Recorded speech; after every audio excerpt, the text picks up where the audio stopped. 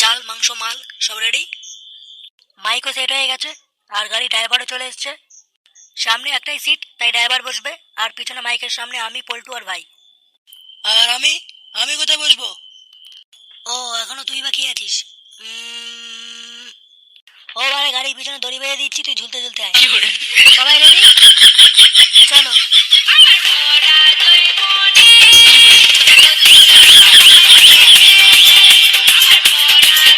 নামরে আমরা চলে এসেছি।